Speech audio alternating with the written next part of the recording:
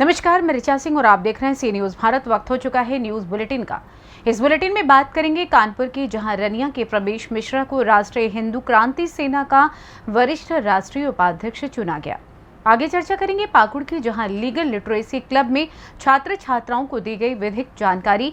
साथ ही बात करेंगे संभल की, जहां गुन्नौर पुलिस चौकी का किया गया उद्घाटन। और भी तमाम खबरों पर आइए करते हैं विस्तार से चर्चा। खबर इंदौर से है। दरअसल खजुराना क्षेत्र के अंतर्गत कृष्णबाग कॉलोनी 20 सेक्टर में कुछ दिन पूर्व सिक्योरिटी गार्ड द्वारा गोली मारकर 2 युवकों की हत्या कर दी गई थी एवं अन्य घायल हो गए थे। इसके बाद नगर निगम अमला एवं पुलिस प्रशासन द्वारा आज अभियुक्त आरोपी का मकान ध्वस्त कर दिया गया। इस मौके पर करणी सेना के लोग भी मौजूद थे। करणी सेना द्वारा उच्च अधिकारियों से वार्तालाप भी किया गया, जिसमें करणी सेना द्वारा मकान न तोड़े जाने की मांग को लेकर बहुत समय तक पुलिस प्रशासन एवं निगम अधिकारियों द्वारा वार्तालाप भी चलता रहा, लेकिन प्रशासन के आदेश को करणी सेना द्वारा स्वीकार कर लिए जाने के बाद उक्त स्थान से चले जाना ही उचित लगा। उसके बाद सेन समाज द्वारा भी मकान तोड़ने की कार्यवाही को उचित ठहराया गया एवं करणी सेना की निंदा करते हुए कहा कि करणी सेना द्वारा ये कृत्य सेन समाज को स्वीकार नहीं है। आरोपी का साथ न देकर उन्हें आरोपी को सजा दिलानी चाहिए। इस हत्याकांड के बाद से ही सेन समाज आरोपी को सजा एवं मकान ध्वस्त करने की गुहार प्रशासन से लगा रहा था। प्रशासन द्वारा उक्त कार्यवाही के दौरान करणी सेना एवं सेन समाज आमने सामने नजर आए। करणी सेना का कहना है कि आरोपी को सजा तो मिल चुकी है, तो उसका मकान तोड़ना उचित नहीं है। उसके भी परिवार और बाल बच्चे हैं, वे सब कहाँ जाएंगे। निगम एवं पुलिस प्रशासन द्वारा ये कार्यवाही गलत है। इस तरह की कार्यवाही से अपराध घटेगा नहीं बल्कि और बढ़ेगा। फिलहाल सेन समाज द्वारा कई दिनों से प्रदर्शन जारी रहा, जिसके चलते आज नगर निगम द्वारा एवं पुलिस प्रशासन की मौजूदगी में मकान को ध्वस्त किया जा चुका है। सर, आज जो कार्रवाई हुई है मकान तोड़ने की, इसके लिए आप क्या कहना चाहेंगे सर?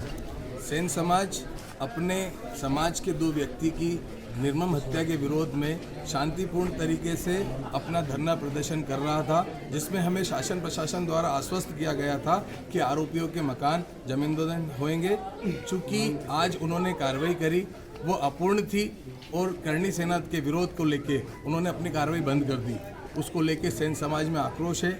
हम जल्द ही अपनी रणनीति तय करेंगे और हम सेन समाज सड़क पर उतरकर आरोपियों के विरुद्ध आंदोलन प्रदर्शन करेगा। लेकिन करणी सेना का कहना ये आ रहा है कि जो हो रहा गलत हो रहा। अगर आरोपी की गलती तो मकान क्यों तोड़ा रहा है? उसके बच्चे भी सब उसके बारे में पूरे मध्य प्रदेश में अगर कोई अपराध करता हो, जघन्य अपराध करता है, निर्दोषों की हत्या करता है, उसको लेके शासन प्रशासन मुक्त है। सुप्रीम कोर्ट का भी निर्णय है। अगर शासन प्रशासन को लगता है कि ये कार्रवाई करनी चाहिए तो करना चाहिए, जिससे आरोपियों को पता चले कि उनने कोई घृणा कार्य करा है। और अगर करणी सेना इसके समर्थन में है तो सेन समाज करणी सेना की तीव्र भर्त्सना करती है। आपका नाम? नीलेश सेन शेलू, अध्यक्ष केंद्रीय समिति सेन समाज इंदौर। इंदौर से कैमरा पर्सन सोनू राठौर के साथ सी न्यूज संवाददाता विश्वामित्र अग्निहोत्री की रिपोर्ट। खबर पाकुड़ से है, जहां झालसा रांची के निर्देशानुसार जिला विधिक सेवा प्राधिकार पाकुड़ के तत्वाधान में प्रधान जिला एवं सत्र न्यायाधीश सह अध्यक्ष जिला विधिक सेवा प्राधिकार पाकुड़ के बालकृष्ण तिवारी के निर्देश पर सचिव शिल्पा मुर्मू के मार्गदर्शन में लीगल लिटरेसी क्लब उत्क्रमित उच्च विद्यालय रहसपुर पाकुड़ में लीगल डिफेंस काउंसिल सिस्टम के डिप्टी चीफ मोहम्मद नुकमुद्दीन शेख ने उपस्थित छात्र छात्राओं को मौलिक अधिकार, कर्तव्य समेत कई महत्वपूर्ण कानूनी जानकारी दी। साथ ही समाज में बाल विवाह के बारे में बताया कि कानूनी तौर पर विवाह करने की आयु निश्चित हो जाने के बावजूद बाल विवाह की घटना एक कानूनी अपराध है और सामाजिक समस्या भी है। वर्तमान समय में दहेज प्रथा भी बाल विवाह का एक प्रमुख कारण है। इसके दुष्प्रभाव का जिक्र किया गया। कहा कि शिक्षा व्यक्ति को विवेकशील बनाती है और विवेक से चेतना का विकास होता है, जो अच्छे बुरे का निर्णय करता है। शिक्षा का अधिकार अधिनियम के तहत कई सुविधा दी गई है। साथ ही कहा कि शिक्षा का उद्देश्य प्राथमिक शिक्षा के क्षेत्र में सार्वभौमिक समावेश को बढ़ावा देना है तथा माध्यमिक एवं उच्च शिक्षा के क्षेत्र में अध्ययन के नए अवसर सृजित करना है। ऐसे कई महत्वपूर्ण कानूनी जानकारी से अवगत कराया गया।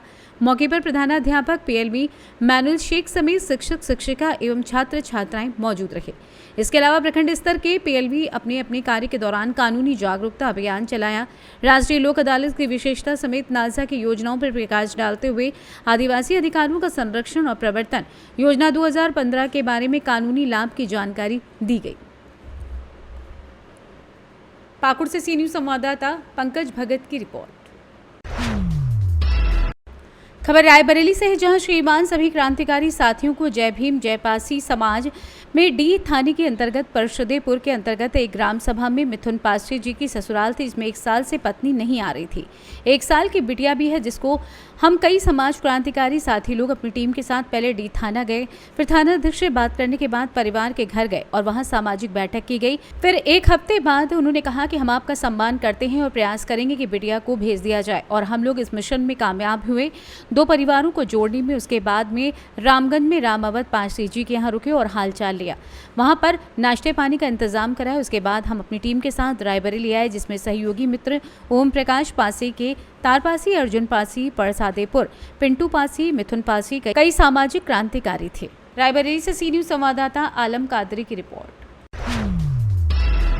खबर संभल से है, जहां आज दिनांक 2/9/2023 को अपर पुलिस महानिदेशक बरेली जोन बरेली श्री पीसी मीना के जनपद संभल के भ्रमण कार्यक्रम के क्रम में जनसहयोग से निर्मित थाना गुन्नौर की पुलिस चौकी कस्बा गुन्नौर का उद्घाटन अपर पुलिस महानिदेशक महोदय बरेली जोन बरेली द्वारा पुलिस अधीक्षक जनपद संभल कुलदीप सिंह गुनावत की गरिमामय उपस्थिति में फीता काटकर किया गया। इस दौरान अपर पुलिस अधीक्षक संभल श्रीचंद, क्षेत्राधिकारी गुन्नौर आलोक सिद्धू, प्रभारी निरीक्षक अतर सिंह, यातायात प्रभारी अनुज मलिक आदि जनसहयोगी गण मौजूद रहे। संभल से सी न्यूज़ संवाददाता LK भरद्वाज की रिपोर्ट। फिलहाल न्यूज़ बुलेटिन में बस इतना ही। देश दुनिया की तमाम खबरों की जानकारी के लिए आप देखते रहें सी न्यूज़ भारत। हर खबर आपके साथ, आपके हाथ।